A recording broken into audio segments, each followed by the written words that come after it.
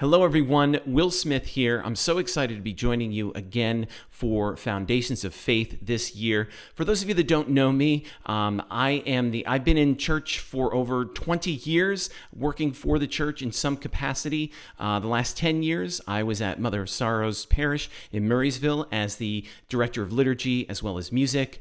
Nowadays, I work for a digital marketing agency by the name of Manobite. They are based in Michigan. I'm one of 5 remote workers, so I'm still based here in Pittsburgh. I have 3 wonderful children, Nicholas, Grace, and Robbie, and I'm married to a special woman, a wonderful woman. Her name is Christy Smith. You'll see her around the church as well. Occasionally, you'll see me playing piano, helping out Bob. So it's nice that I work for a digital marketing agency because I'm still able to be involved not only in Foundations of Faith, but also be involved in the church on the weekends and help out where I can. So I'll look for you when I'm at St. Barbara's, and look for me. Of course, I'll be praying for you, so please pray for me and my family as well.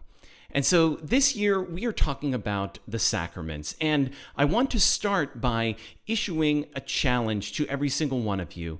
For this year's Foundation of Faith, I want to challenge each one of you to really think about your experience the first time you went through the sacraments. Now, you're probably saying, wait a minute. What do you mean first time? We're going through the sacraments again?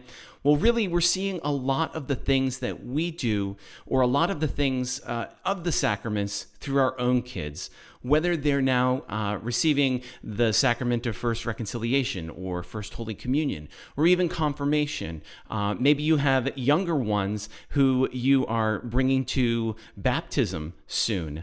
And so it's important that we think back. It's important to see what we see as far as what is happening in the sacraments for our own kids, but it's also important to think about our own experience and how that shaped us through the sacraments. And so this year, I really want to challenge each and every one of you to go and to really, dig back in those memories and start thinking about what the experience was for you when you received the sacraments. And a lot of times, I get it. Sometimes we're so young, it's kind of like, well, that's what my parents had me do, and they did it because that's what their parents made them do. But really start to think about what you were experiencing when you received the sacraments. Now, for those of you that were baptized at infants, that may be a little difficult, and so you may have to do a little research. You may have to ask some of the people, whether it's your parents, if you're able to do that, or your godparents, if you're able to do that. But really, let's start to really form and understand what we went through, because, of course, we understand our history, looking back at it.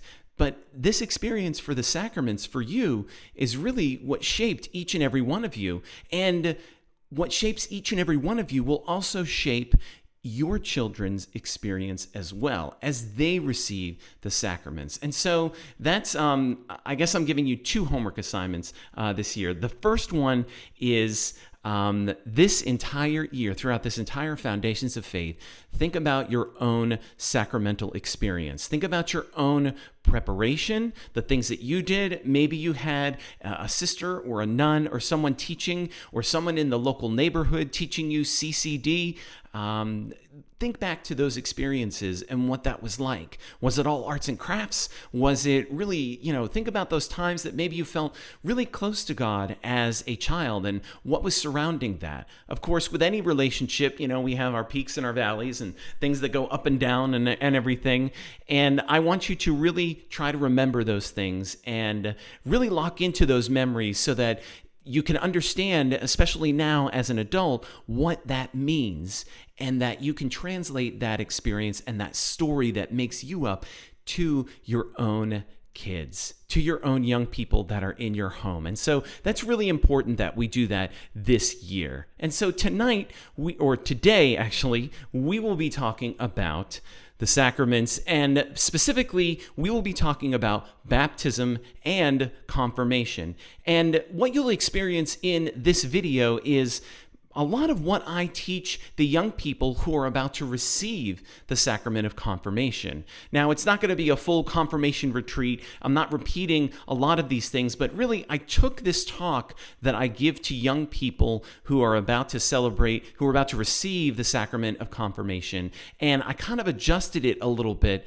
for us as adults so that we can experience what they experience, but also so that we can really think back to what we experienced at that time when we were receiving the sacrament of confirmation. And so a sacrament is an outward sign of inner grace. So why is there an apple symbol up here? Well, really, if you think about it, we like things to be simple. As humans, we like things to be simple. And so when we see a symbol that looks like this, it's very specific. We don't necessarily think of, oh, I'm hungry, or an apple a day keeps the doctor away.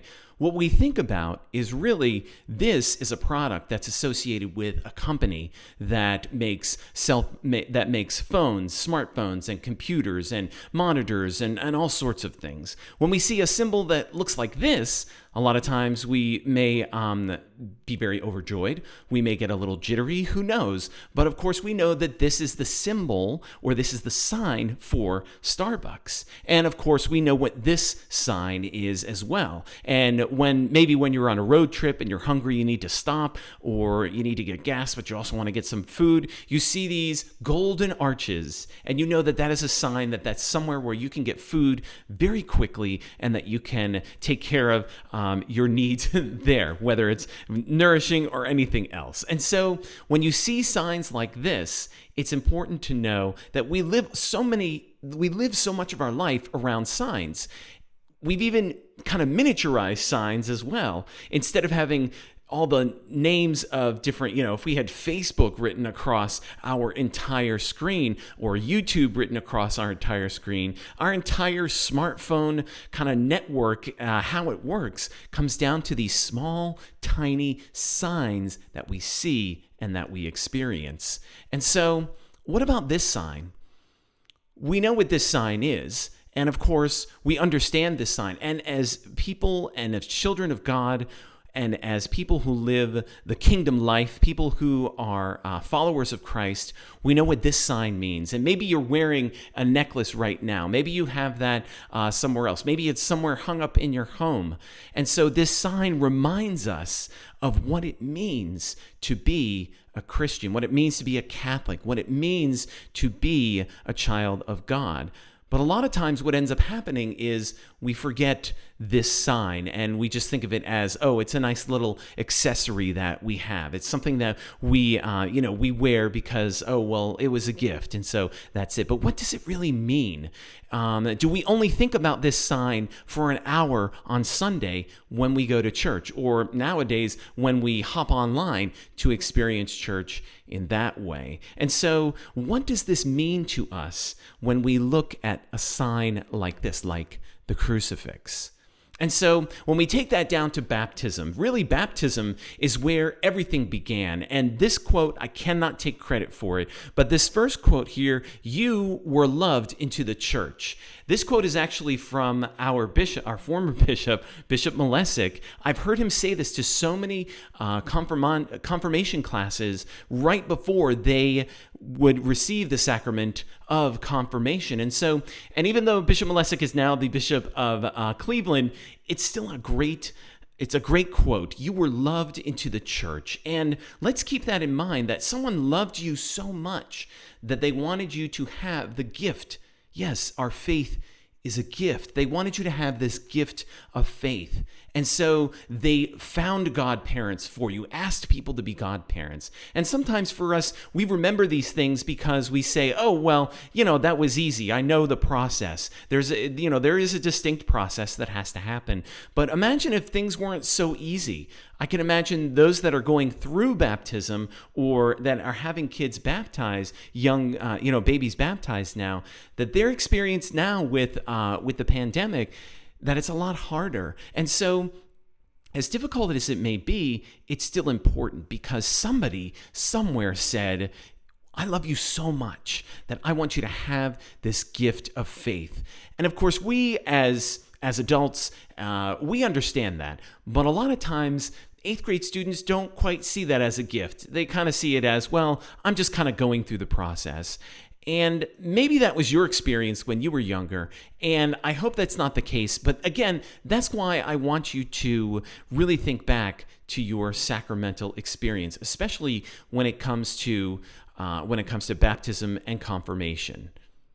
And so, one of the things that I like to tell these young people, and I'd like to express to you today, is everyone has some kind of story. Now, I'm sure everyone has some sort of name story. You're named after somebody, or the story was, we came up with your name because of these different experiences or this set of circumstances, and that's why you're named. Everyone seems to have some kind of name story, even if it's as simple as your mother or father. We just thought it was a great name. We just really liked it. That's still a story because it shows affection. It shows something that people enjoy and they wanted to pass that name on to you. And so that is my first question for you this evening. That's my first question for you today. What is your name story? And if you don't know it, well, it's time to figure it out. Let's figure that out and ask the right questions.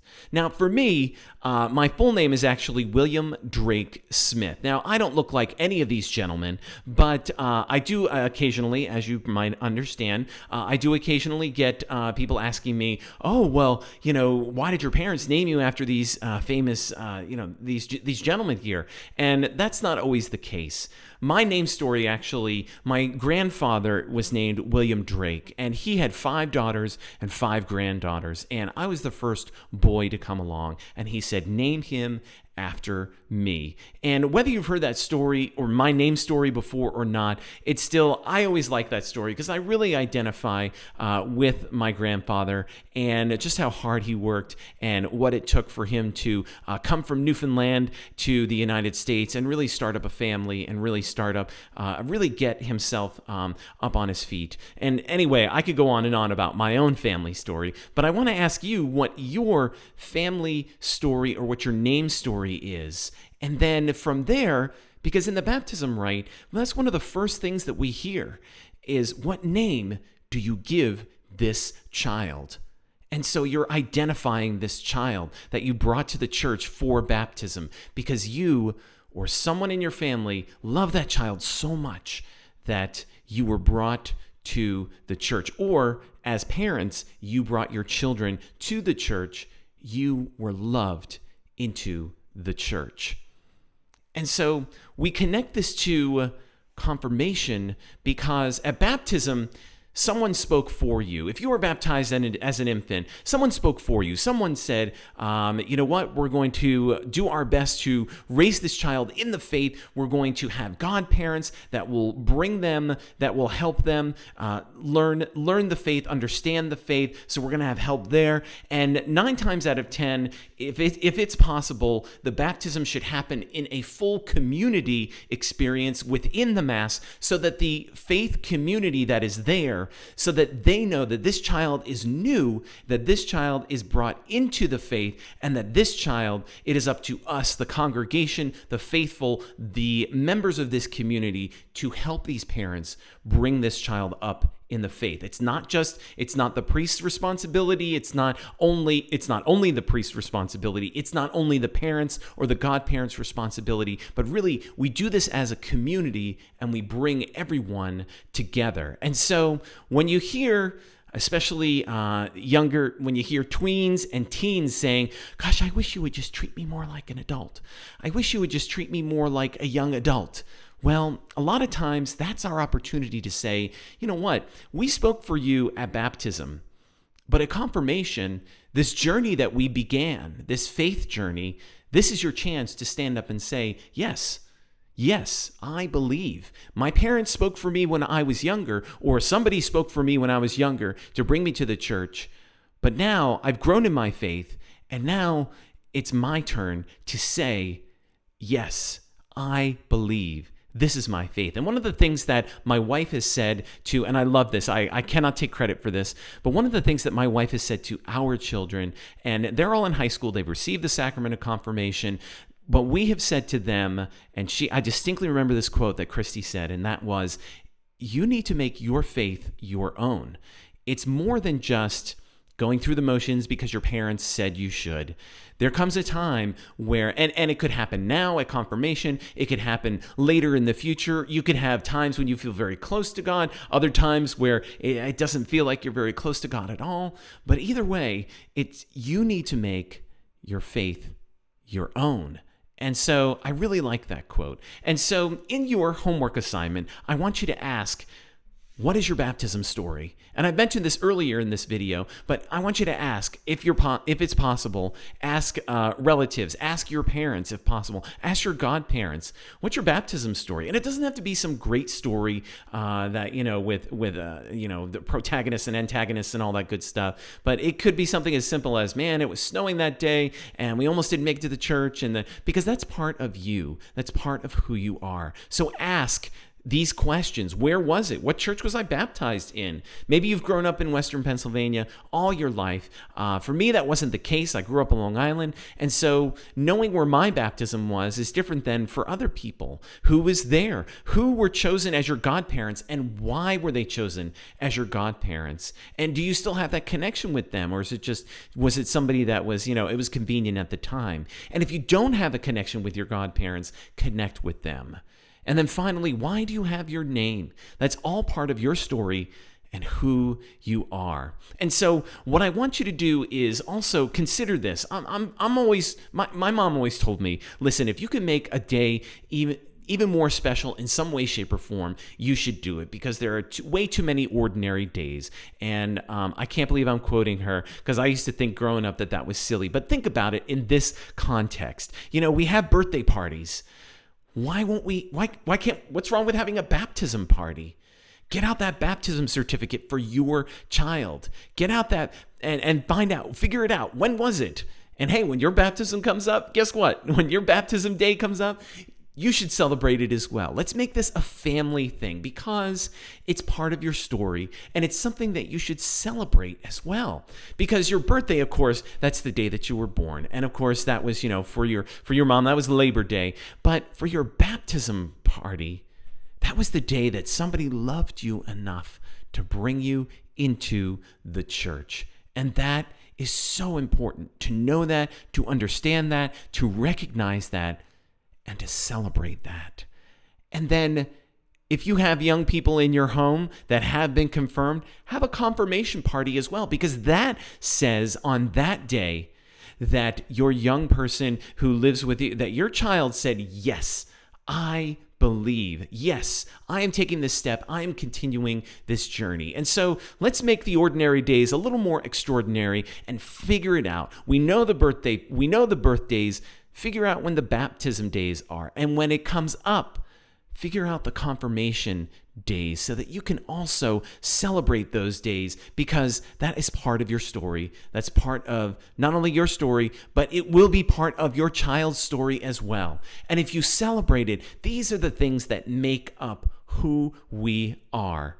And as a family, you can celebrate that with each and every one of your kids. And I think that's so important. So make the day less ordinary, celebrate those birthdays, celebrate those baptisms, and celebrate those confirmations. For me, my baptism story goes to this dress right here. And I'm going to go quickly through this, but just so that you know, for my baptism story, I wore this dress right here. What's unique about this baptismal gown is at the bottom, right here, at the bottom here, there's actually embroidered all the names of everyone that has worn them. So there's my sister, and that's her birthday, February 24th, 1974. There is, and actually I recently celebrated a birthday, thank you.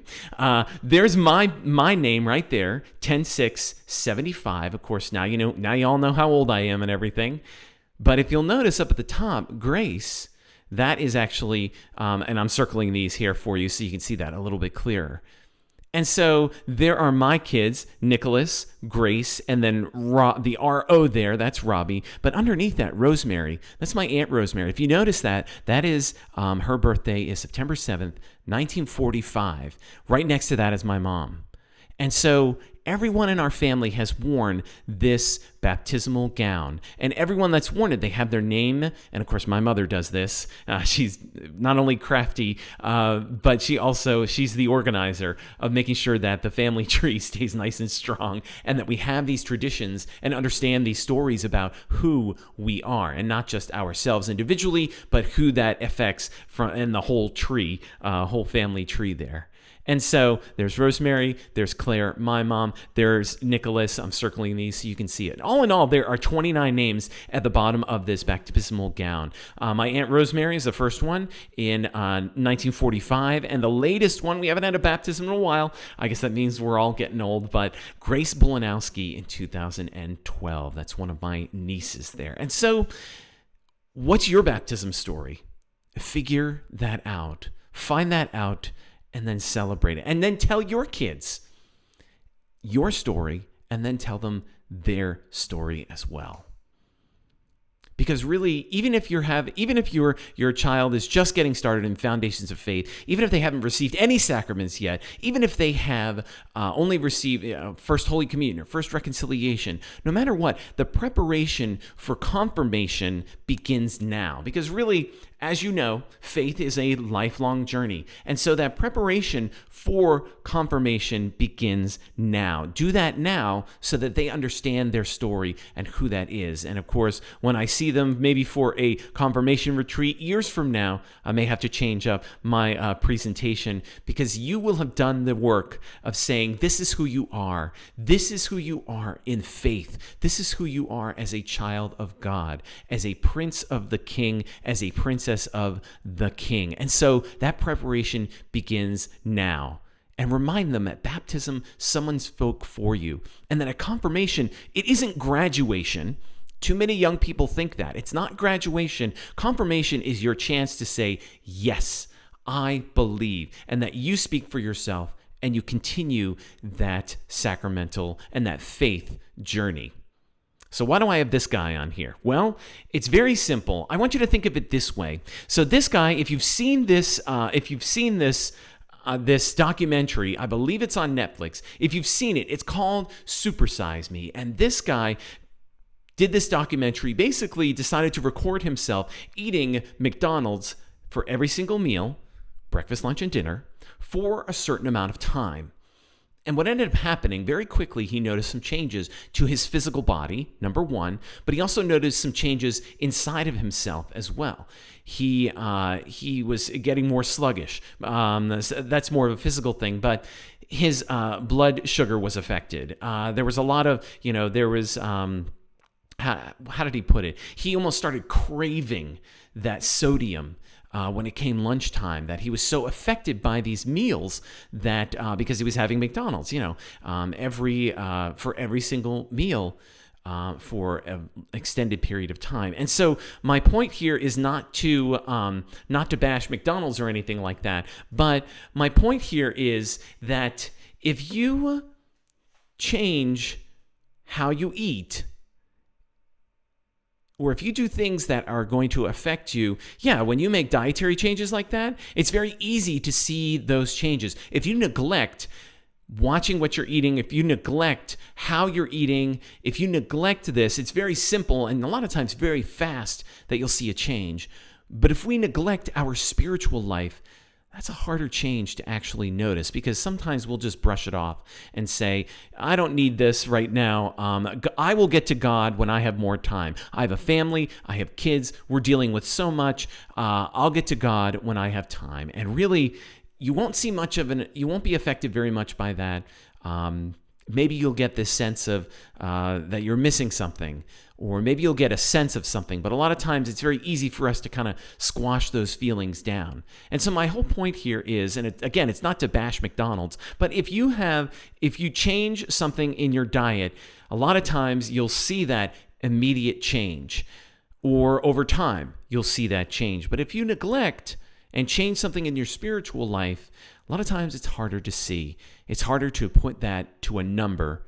It's not something you'll notice on the scale. It's not something that you'll notice in your personal life. You may have a sense of something going wrong. And so if we neglect our spiritual life, I highly encourage you to take the time now. Don't wait for Advent or wait for, as one pastor once told me, Catholic Weight Watchers, which is the season of Lent. Take the time now to really reflect on your faith, to really reflect on what your faith means to you, and because that translates to your kids. And so a lot of times growing up, it was kind of like, you do this, you do this, you do this. It was almost like a checklist.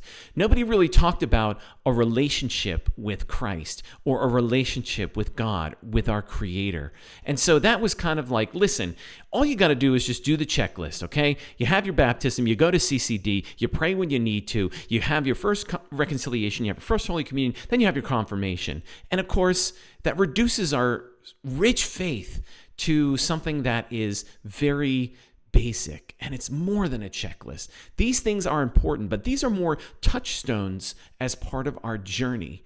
These are more milestones as part of our journey, but the idea is that we're continuing on this journey, a journey that until we're called home to heaven, we continue on throughout our entire life. Because if you think about the cross, it's really made up of two planes here, the horizontal plane as well as the vertical plane. And so what I encourage people to think about is that we're very good at the horizontal plane. We're very good at, so for example, if you have young people, we're very good at being an altar server or helping cleaning out the church or handing out meals. We're good at the action items, at moving boxes or going to youth ministry or coming to adult faith formation, receiving the sacraments. We're very good at the things that we do. And so what I want you to think about are the things that, what's on your checklist? Checklists like this are very easy because the church and the community, there's always somebody in need. The church and the community is in need, and of course, we're always looking for people to be a part of that. And so this is what I call the horizontal plane, and it's also Jesus and we, what we are doing as a community. And part of it is this pandemic has taken some of that community away from us because we're limited by what is happening. And it's a shame that it's been taken away from us. But on the flip side, we need to adapt. And how do we see Jesus and we? How do we make Jesus and we happen? All of us together as a community. Now, on the vertical plane, this is where it's a little bit harder because we can't put the numbers on it. We can't put actions on it. These action items are things that we need to do that a lot of times, if we sit in, look at item number 3 there, if we sit in the quiet, what does that mean? Can you put a number on it? Sometimes we'll sit in the quiet. Maybe we are going to, we sit in the quiet or we're praying, but we don't feel anything. There's no sense of accomplishment. It's just something that we did. It's just something that we can't put a number on, and that's difficult. That's why that vertical is very difficult to accomplish. Praying, receiving the sacrament of communion, or praying that that when we are able to receive that sacrament of communion, that we feel connected, that connection with God and with Jesus. Sitting in the quiet, understanding and knowing our blessings, and more than that, being open to the Holy Spirit. So if somebody says, well, I did a lot of work down at the soup kitchen, I helped out in this way, it's very easy to say, wow, you really accomplished something. Whereas if somebody else just said, well, I'm open to the Holy Spirit, a lot of times that's difficult, again, to quantify that. And so the vertical is very difficult. Jesus and me is sometimes tough because we can't put a number on it. We don't know exactly what to say when somebody asks. Now, of course, I'm not saying that Jesus and we, all the things that we do, all those actions items, I'm not saying that those are bad. Having one of these things, that's a good thing. But of course, having both is what's best. Both and, not either or, both and. And so having both is what's best. Having both the horizontal, the things that we do, and I want everyone to, as adults, as parents, as part of the domestic church, what do you do as a family that helps bring that horizontal, those things to light? Maybe you are helping cleaning the church. Maybe you're helping someone in need. Maybe you're cooking a meal for someone. So these are items that maybe youth or teens could do. So I'm asking you, what's on your checklist? What's on your horizontal plane there that helps you be a good to be a good Catholic, that helps you get that Jesus and we as part of the community? What are you doing to do that? And so that's the horizontal plane. Again, we can check that off, no problem. It's very easy to do. But that vertical plane is where I really hope that this year, that Foundations of Faith really helps you understand, and I can't say get better at, but at least be at peace with. Taking the time to pray, taking the time to sit and just be quiet with your own thoughts. Sometimes with so much noise that's around us, between our cell phones, between the internet, between everything that's going on. And of course, I work in digital marketing, so I'm not trashing those things at all. They are part of our society. They are part of our human experience. But being able to self-select and being able to kind of self-monitor those things, taking time to really sit in quiet and really count your blessings, there's a value to that. I can't tell you what that value is. I can't say on a scale of 1 to 10, it's a 12. But for each person individually, there's a value to increasing your vertical Jesus and me, and being open to the Holy Spirit, to knowing your blessings and understanding. A lot of times that doesn't come from doing the things. Sometimes it can. But especially now, in the experience that we have that has been since March of 2020, how can we improve our vertical? And sitting in the quiet and understanding your sacramental experience will help you translate that into your young person's or your child's sacramental experience. And of course, that will help everyone's faith grow. And so with the vertical, it's important that we try to have both the Jesus and me, the horizontal, as well as the vertical, both of these things. Of course, when you combine two checklists or when you combine two things that you're doing, they're very different in nature, but of course, that can increase your faith tenfold. And so I encourage you to see what you can do, especially now, because so many things have changed for us when it comes to being a part of the community and doing things for the community. That has changed for us so much. And so maybe it's time for us to lessen a little bit of our opportunities on being able to do the Jesus and we, and focusing more on the Jesus and me. Because when you're able to focus on the Jesus and me, then you can focus on your family, the domestic church. You can really focus on Jesus and we within your family. And again, having both is what's best. Because it's always a good reminder that at baptism, someone spoke for you. And at confirmation, you spoke for yourself and you continued the journey. How is that journey going? As we go into this season of Foundations of Faith, how is that journey? Let's see how we can boost that journey. Let's see how we can give it how we can really give it a great opportunity to start to shine and to improve it as best as it can. Is this easy to do?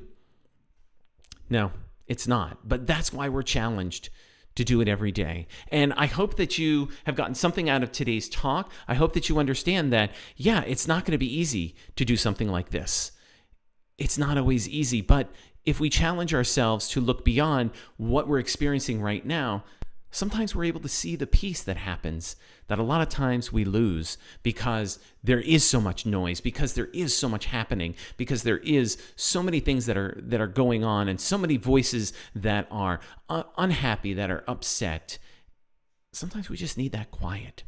And so I encourage you in that time of quiet, in that time of prayer, to reflect on, and here are your homework assignments, reflect on, number one, your sacramental experience when you were younger, and ask those questions. Interview the people that you need to interview. And number two, here is your other homework assignment.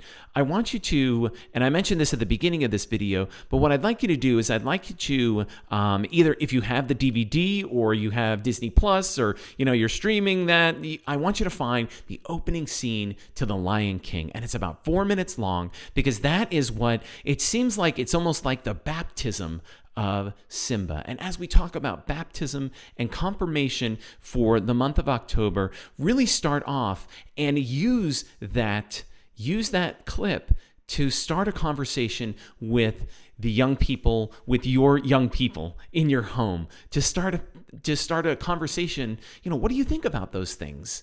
And if you're able to experience a baptism, whether that is, whether maybe somebody has a video clip of a baptism, look for those things and try to find those similarities between the Lion King opening and the actual rite of baptism. Is it going to be exactly the same? Absolutely not. I mean, we're talking animals versus humans here. However, there are some similarities. And I think if we take that and we look at that scene and we take a look at it and we can find those similarities, but really let it break open a conversation for your young people.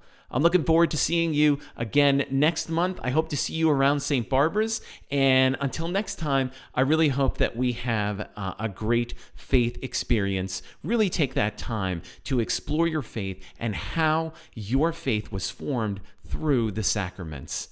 Take care.